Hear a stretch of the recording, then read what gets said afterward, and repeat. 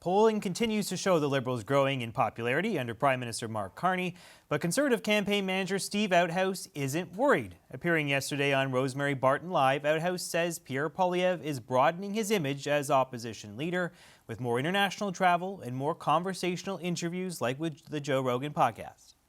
When I took this job, a lot of people in the media and a lot of people who would come and offer their thoughts and suggestions and so on have indicated quite clearly they want to see more sides of Pierre Poilievre. They want to see him not just in the House of Commons and being able to very effectively hold the government to account. They want to see him in leadership roles. And so certainly, yes, being a part of this shows maybe a side that people haven't seen before. And I'm sure we'll touch on it, but media interviews to the international community and so on are ways that he can share that message with a broader audience and show that what he can look like on the world stage as well. Absolutely. Outhouse also says Pierre Poilievre will remain focused on the key issue Canadians care about most, affordability. Okay, so the power panel weighs in on this one. Amanda, is the Mr. Outhouse right that these sort of trips make him look more prime ministerial and that can give him a boost in the polls? Sure, I think he's right. Listen, I think it did show Pierre Poilievre in a light that is different. I think everybody acknowledged that, last week when the podcast dropped, that you saw him relaxed, conversational, and sort of candidly the person that I've met, over the last 2 decades behind the scenes. It's one way to be pugilistic in Parliament, but I think seeing a more relaxed, conciliatory, statesman-like, but also saying, like, for example, I'm not going to criticize the prime minister on foreign soil. Like, he did a lot of things there that were right. I want to see more of that. I think it's healthy for Canadians to have a good, robust opposition, but I also would acknowledge that it's going to take time for people to get to know that side of him. You need a lot of repetition in this space, so they should continue to do more. I wouldn't index too hard against the current polls, particularly given we're probably about to launch into a majority government with the Carney Liberals, and hopefully he does have some time and space to sort of reintroduce himself to Canadians in this environment. But I thought, broadly, the U.S. trip made a ton of sense. I thought the UK trip as well and the European trip makes sense, and they need to kind of get him out of the Ottawa bubble to show other sides of him as a candidate and a person. Vandana, how do you think Mr. Poilievre did on this tour? I don't think he did badly. I think it's right that Canadians saw him differently. I think he's trying new things, and as Amanda said, that there is a cusp of potential majority government, so he'll need to build time for people to see him in a different way to potentially give him an auction later on. I think what I question, though, is that there's not a lot of space for opposition in foreign affairs and foreign policy, and I do worry that if he tries to compete too hard with the Prime Minister, he will lose the other good things that he's good at, which is talking about domestic issues. I think he still should consider doing that and connecting with Canadians across the country, because that is also another appropriate place for an opposition leader to be at. Brad, it was interesting. He kind of floated a new policy proposal, too, when he was doing an interview with Bloomberg yesterday. He says the Americans should have preferential access to our critical minerals, and that's maybe a way that we can get Trump to lift his tariffs on our goods and we can kind of pull closer together. So as Carney talks about a rift between Canada and the U.S., Poilievre is saying, actually, what we should do is the opposite. Let's draw closer together. He's certainly taking out a different position than what we've heard from the Prime Minister to this point. Well, and he, with his auto strategy that he announced in Detroit, he was also saying it's the U.S. market that we should be focusing on to sell tariff-free vehicles to. So you can see him wanting to tie Canada further, deeper with the United States, which is interesting.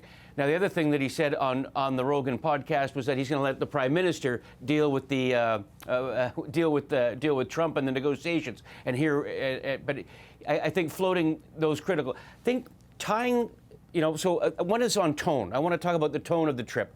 So, the question is, did he do himself some favors by taking the trip? For sure. Why? Because there's nothing else going on in Ottawa. Carney wasn't around. The House wasn't sitting. And, listen, I watch a lot of CBC, and this Rogan and the trip for Poilievre has been on pretty much every show. Right. It's been a lot of Rogan this week here on the CBC. So Outhouse was able to jump over the weekend, and now we're talking about it on the Monday panel. But the idea, I think, of making himself a little bit more likable cannot hurt him. Will the Conservatives go 5 points up in the polls? No. Things that I'd be looking for: dealing with the Americans. Who do you trust more? Will Poilievre help at least close some of that wide gap that currently exists between him and Carney? 2 is likability numbers, preferential prime minister. Those are the numbers that will go before, I think, the horse race numbers in any of the polls. And you have to wait a little bit of time. You can't do a spot poll the same day or the day next.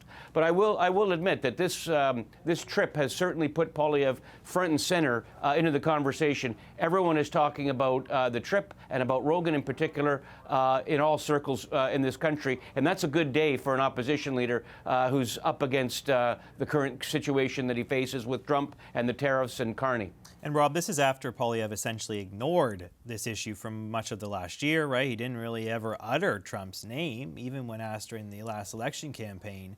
Now he's kind of going all in with this issue. Yeah, look, just imagine if Mr. Poilievre had accepted this invitation last year. He was invited to go on last year. He chose not to. What Pierre Poilievre would we have seen? We would have seen the kind of rapping, rhyming Pierre Poilievre in a tight T-shirt with rippling earlobes showing up. It would have been a completely different person. Who did we see?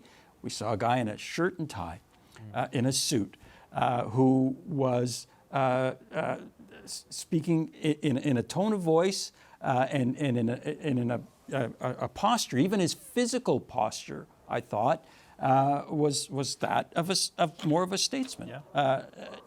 As Amanda said, refusing to criticize the Prime Minister, which is not the Pierre Poilievre most Canadians know about. He was charming at times, and he was inquisitive. He was curious. He was asking questions. So it was, I thought, very good for him. Now, polls are I have a feeling about polls outside of a writ period. I've often tried to echo John Diefenbaker, who said that they're really good for incontinent canines outside of a writ period. But True. I think what they tell us is climate. They tell us about the climate, political climate, not about the future, the current climate. And I think we did learn a few things from the polls. One of the things I think Conservatives can take some heart from is that they know what their floor is, and their floor is at 30%. Yep. And that's probably something they can take heart from.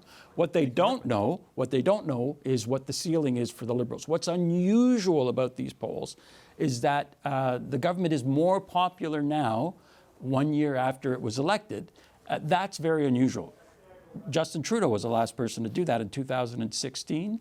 But it was ephemeral then. Let's not forget that he lost, I think, 6 or 7 points between when he was elected in 2015 and 2019. Right. And that's generally the way it goes. But this is unusual, and we don't know what the ceiling is yet for the Liberals. We know what the Conservative floor is. Amanda, you obviously heard Outhouse dismiss the polls. It's just a sample in time. But what was interesting is that he then immediately pivoted to the idea that they're playing the long game when it comes to this messaging. So it suggests that they're not worried about an election coming in the next 3 months. Maybe it's the next 3 years instead. I don't want to parse his words too much, but when he's talking about the long game, that suggests that maybe they understand a majority government could be coming next month with those by-elections. I mean, yeah, you'd have to be blind, deaf, and dumb not to figure out that there's a majority government probably coming in the next couple months. I think, and if there wasn't one coming, my guess is the Prime Minister within a year would have triggered one to get there, right? I think he'll get there by hook or crook, and rightfully so. That's our system as it sits. But the Conservatives are correct, in my mind, to decide, okay, we're going to play the long game.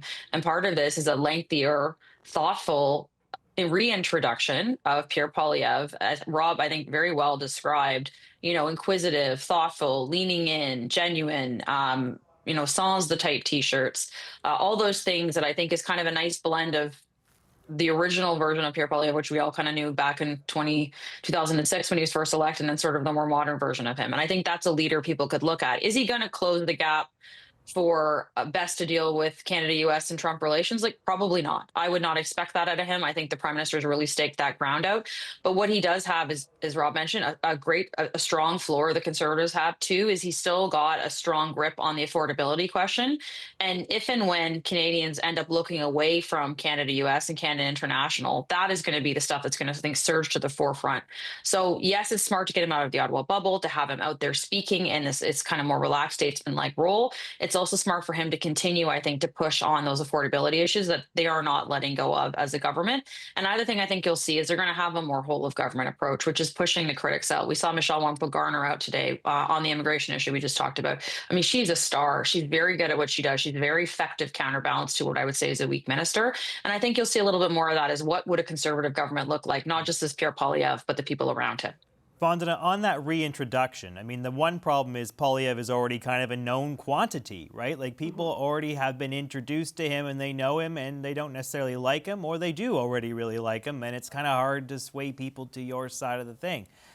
Do you think that it's possible for him to actually rehabilitate his image? Can he take the next 3 years, if it comes to that, to really turn it around? There isn't a lot of recent examples in Canadian politics of that sort of thing happening and working out well.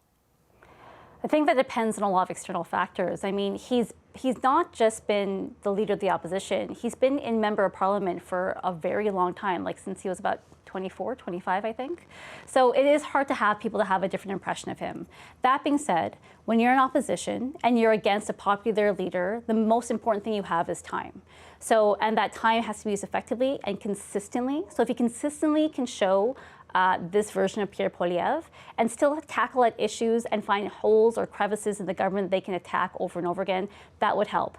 The other issue he'll have to face is just like Canadians aren't tuning into news the same way as they used to, right? So you'll have to find a number of ways to penetrate through the Canadian population. So, you know, podcasts are helpful, online, etc.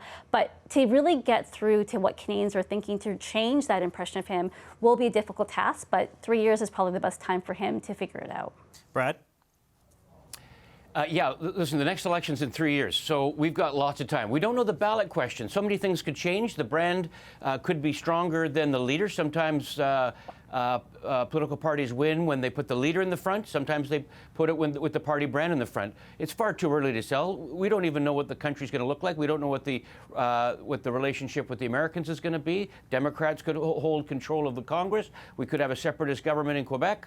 There's so many things to concern ourselves with right now. Talking about polls and whether or not who would win in an election campaign. It's just basically we've just finished the first year of what looks like a 4-year mandate. So it's far too early to tell.